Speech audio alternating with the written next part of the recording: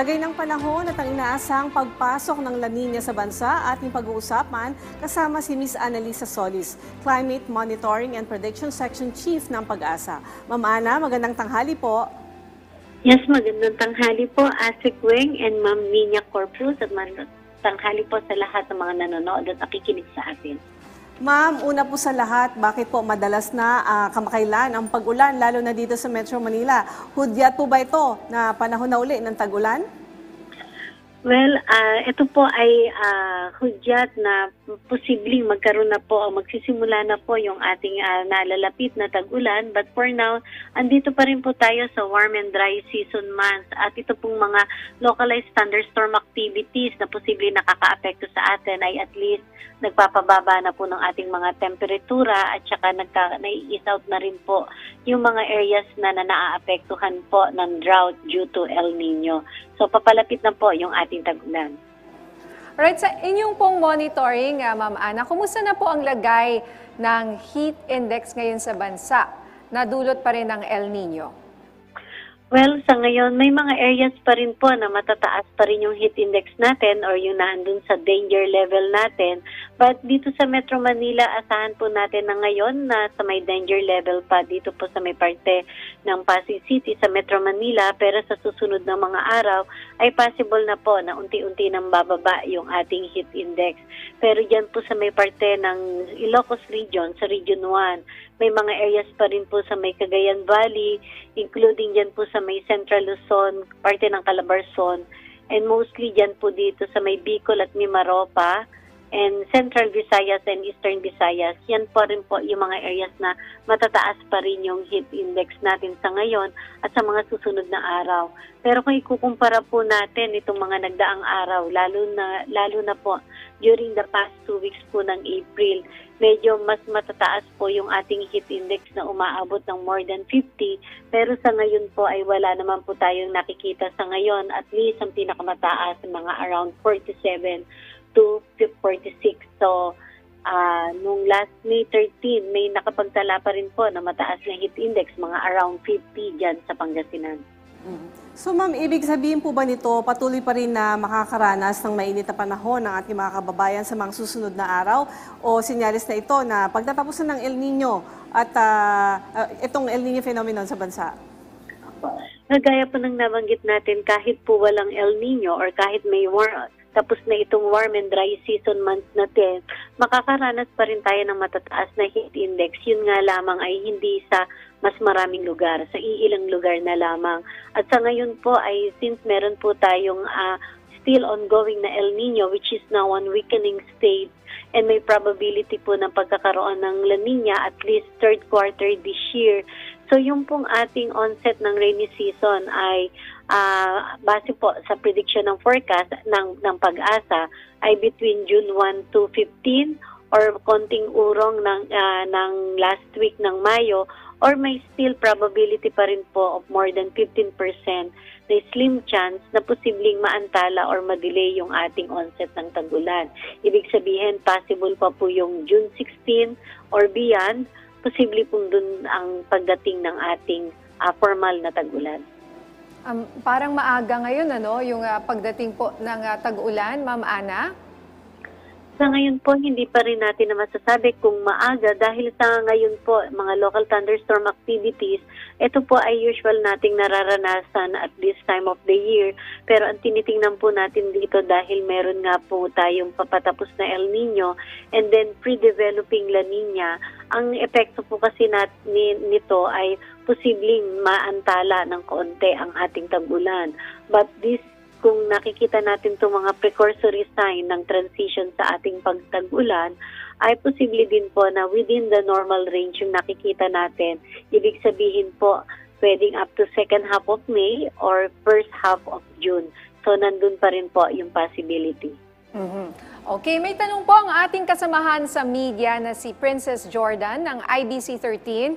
Kamakailan ilang insidente ng pag-ulan ng yelo ang naitala sa ilang lugar sa bansa, partikular na sa Quezon City.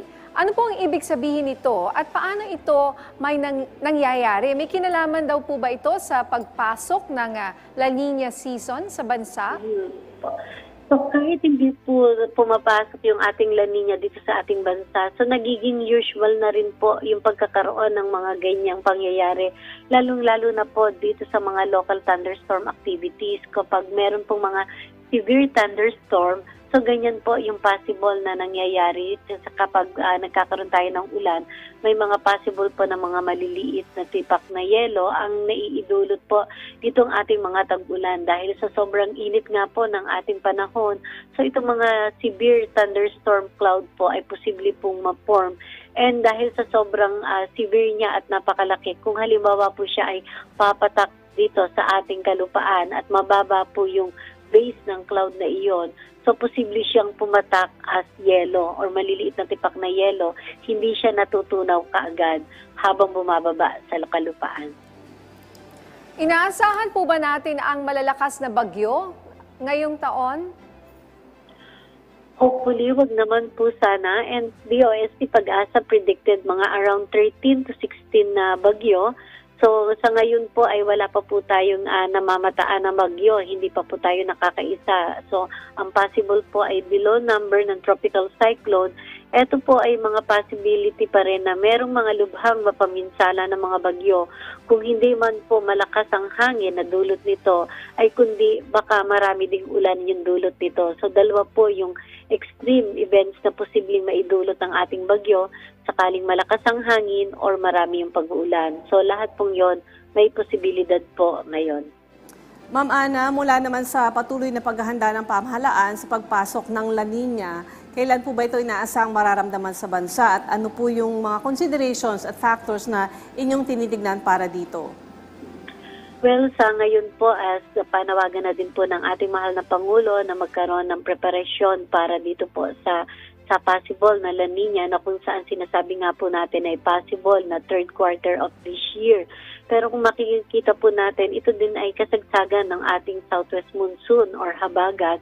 So base po sa prediction ng Pag-asa, yung talaga po makikita natin na possible kung full-blown La Nina ang epekto ay maaari pong pagdating ng October, November, December. Although may mga pag-uulan po tayo nitong July, August, September, kasagsagan ng habagat at bagyo. So yung po talagang contribution din ng possible na La Nina, maaari pong yung October, November, December na mas matataas ang tsansa na medyo mas marami po yung ulan natin na matatanggap. Gaano po ba katagal mararamdaman ang La Nina dito sa Pilipinas at anong mga lugar po ang inaasahang maaapektuhan ng La Nina?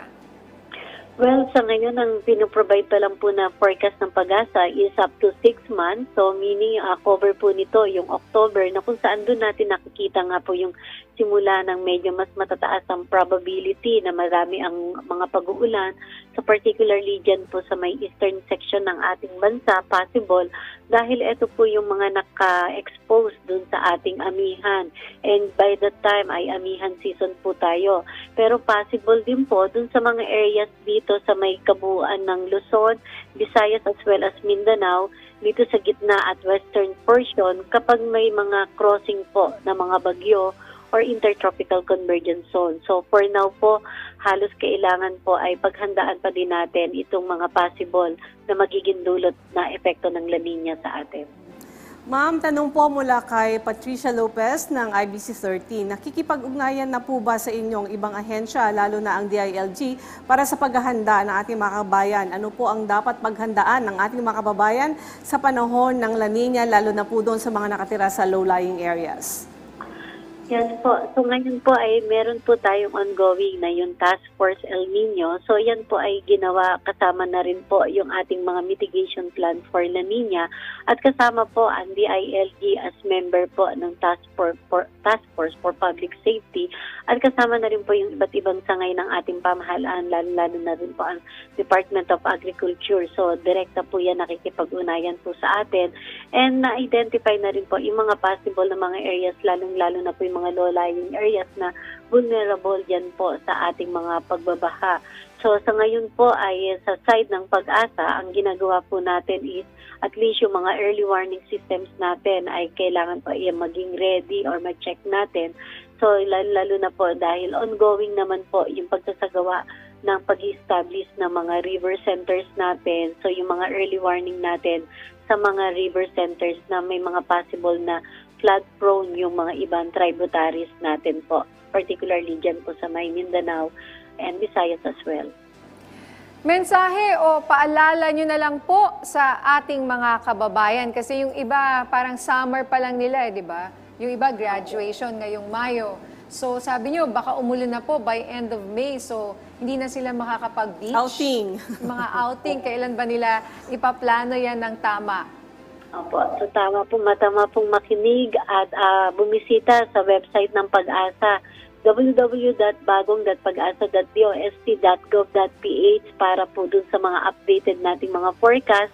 Yung pong mga rainfall warnings po natin, nag-i-issue po tayo pabigla-bigla kapag meron pong mga possible na mga thunderstorm activities or heavy rainfall warning na ibinibigay ang Pag-asa.